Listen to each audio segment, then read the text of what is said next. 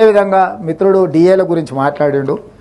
ప్రతి నెల మొదటి తారీఖు నాడు జీతాలు ఇవ్వడానికే తలప్రాణం తోకకు వస్తుంది. మా ప్రభుత్వ ఉద్యోగులకు నేను ఇక్కడి నుంచి విజ్ఞప్తి చేస్తున్నా, నెల నెల మొదటి తారీఖు నాడు జీతాలు తీసుకొని మనం ప్రభుత్వానికి కొంత సేవలు అందిద్దాము. కొంత సమయం పడుతుంది. ఈరోజు ఏమాత్రం ఏం చేసుకున్నా ఈ వ్యవస్థ కూడా దెబ్బతింటుంది. మన మొదటి తారీఖు నాడు జీతాలు ఇవ్వడానికి రిజర్వ్ బ్యాంకు దగ్గర అప్పుడప్పుడు చేబదులు అంటారు కదా అధ్యక్ష, ఊర్లలో అంటాం కదా, బ్యాంకు లోను షూరిటీస్ కాకుండా చేబదులు మళ్ళీ ఇస్తాం. 4,000 కోట్ల రూపాయలు చేబదులు చేసి ఫస్ట్ నాడు జీతాలు ఇచ్చిన అధ్యక్ష. రిజర్వ్ బ్యాంకును ఇంకో 4-5 రోజులలో నీకు సర్దుతా నాకు వచ్చేదాన్ని బట్టి చేబదులు ఇవ్వని రిజర్వ్ బ్యాంకులో 4,000 కోట్ల రూపాయలు తెచ్చుకొని ప్రభుత్వ ఉద్యోగులకు మొదటి తారీఖు నాడు జీతాలు ఇచ్చిన అధ్యక్ష.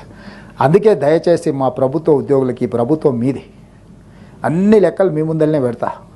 ఏది ఎట్లా పంచుదామో చెప్పండి, ఏది ఆపుదాం ఏది పంచుదాం. మీ లెజిటిమేట్ రైటు డిఏలు కావచ్చు, కరువు భత్యం కావచ్చు, ఇవన్నీ మీ లెజిటిమేట్ రైటే. కానీ నిజమైన జీతభత్యాలు మొదటి తారీఖు నాడు ఇవ్వడానికే నిస్సహాయ పరిస్థితి ఉంది. నిస్సహాయ పరిస్థితి ఉన్నప్పుడు అప్పుడప్పుడు మనకు జ్వరం వచ్చినప్పుడు పథ్యం పాటిస్తాం అధ్యక్ష. మీకు ఐడియా ఉంది కదా అధ్యక్ష. కొంచెం ఆరోగ్యం ఇట్లట్లయితే ఒక వారం రోజులు నాన్ వెజ్ తినడం మానేస్తాం, తెలుసు కదా అధ్యక్ష. మనం అట్లనే మనకి ఏదైనా పరిస్థితి, రాష్ట్ర ఆర్థిక పరిస్థితి కొంత బలహీనంగా ఉన్నది. మా ప్రభుత్వ ఉద్యోగస్తులందరినీ నేను విజ్ఞప్తి చేస్తున్నా, అదనంగా ఏం కోరికలు కోరకండి.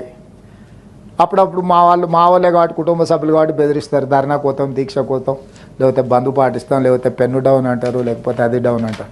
ఏది డౌన్ అన్నా మొత్తం ప్రభుత్వం డౌన్ అయిపోతుంది. వాస్తవంగా అమ్ముదామన్నా మా దగ్గర ఏం లేదు, మా దగ్గర మా సొంతంది ఏదైనా ఉంది అమ్మి పెట్టినది సరిపోదు.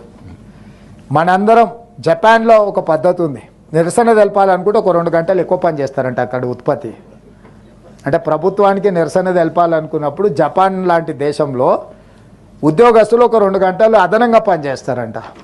అట్లాంటిది ఏదన్నా నూతన విధానాన్ని మా ప్రభుత్వ ఉద్యోగస్తులు తీసుకొని రోజుకొక 2-3 గంటలు అదనంగా పనిచేసి మా ప్రభుత్వానికి నిరసన తెలిపి ఆదాయాన్ని పెంచితే, పెరిగిన ఆదాయాన్ని తిరిగి మీకు అందరికీ పంచుతాం. ఆదాయాన్ని పెంచడం, పేదలకు పంచడమే ఈ ప్రభుత్వ విధానం.